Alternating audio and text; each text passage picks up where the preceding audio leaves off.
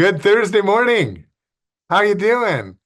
Hey, we are going through, and I know you've been enjoying it, a talent show that we had at church back in September on a Sunday morning between services. And we just had a lot of fun. We called it the block party, and I was shocked at how good people were. Today we're going to squeeze in two acts. The first one is from Vicky Tamayo, and boy, did she express her personality, and it's so fun. She's going to play the castanets for us, and I just loved it, as you will see. Hey, I invited this bald eagle. This is a picture I took up in Alaska in front of our cabin, and I'm going to invite him to watch along with us. Just enjoy Vicky Tamayo. Buenos días, hermanos. Buenos dias. That means good morning, brothers. Tell us the name of the instrument that you are playing. Actually, my name is Virginia Lizárraga Tirado Barragán Mora Orozco de Tamayo. She's on a roll. Vicky, what's the chair for? Oh, this chair you mean? Yes. Well, in case I get dizzy, somebody told me you're not a blonde. So, in case I get dizzy or nervous or tired, that's what I chair. Oh, did you hear me that? No. The chair asked, Pastor Jeff asked me, what is that chair for? In case I get dizzy, and I'm not even a blonde, in case I get tired or in case I get sick. So let's start the party. I'm going to play for you the castanets. Música, maestro.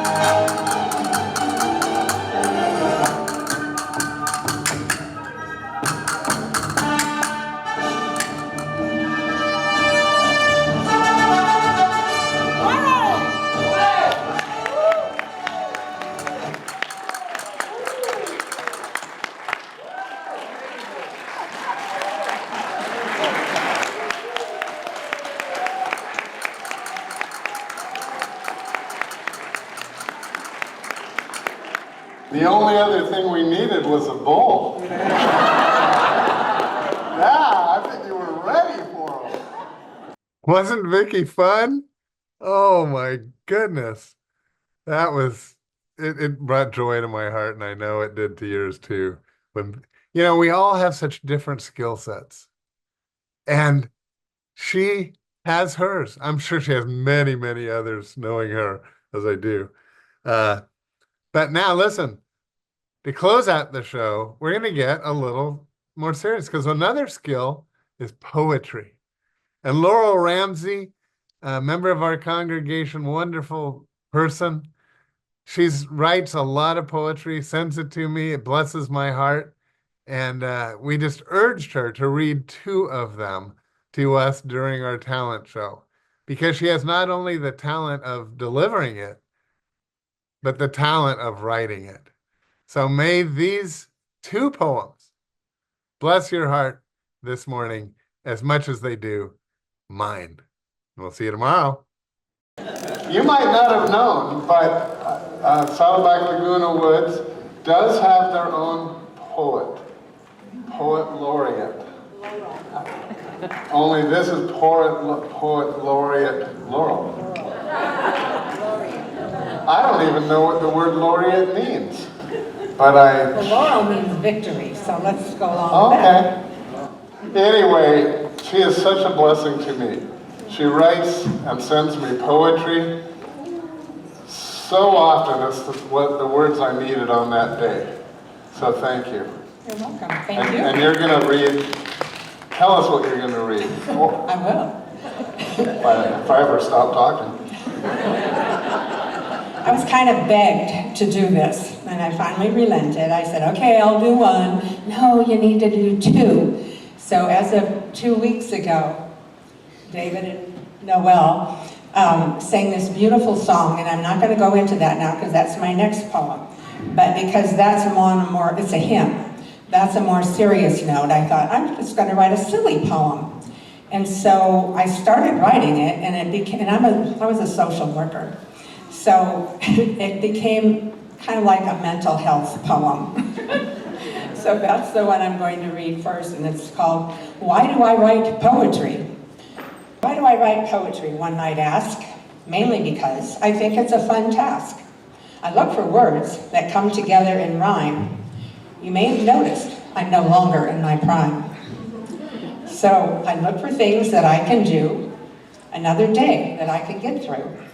Poetry helps my old and feeble mind, and at the end of the day, I can unwind. If you are getting a bit feeble as well, may have lost some vision, hearing, and smell, maybe it's time to learn something new, something special, maybe a breakthrough. Probably not going to run a marathon, or even open up a new beauty salon, but find something special just for you, something you've always wanted to do. The possibilities are literally uncountable. Nothing is totally insurmountable. You might feel you have hit a plateau, but you can do much more than you know. I find it best to keep my mind occupied instead of feeling like it just died. Maybe you too will find a way that will hopefully brighten your day. 2 weeks ago, we sang a song near and dear to my heart, and thank you, David and Noel, for doing How Great Thou Art. My favorite song, Pastor Rick's favorite song, we both want it sung at our memorial someday. So if you're listening, somebody sing it, please, David. So it's taken after that song, and that day was the day that I found out I was writing a poem. So in church, I kind of started writing the poem in my head, and then I went home and finished it. So here's how it goes. It's emotional for me, so bear with me. How great thou art. O Lord, how great thou art. You fill my soul. You fill my heart. You fill me with so much love. I know it's a gift from above. So long ago you died for me. You died on a cross at Calvary. You died to save me from all sin. You died to cleanse me from within.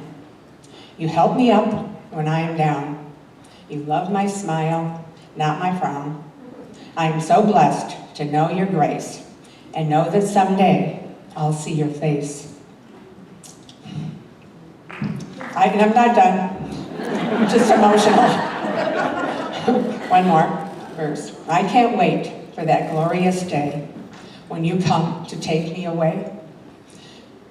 When my time comes, joy will fill my heart, and I'll be singing, How Great Thou Art.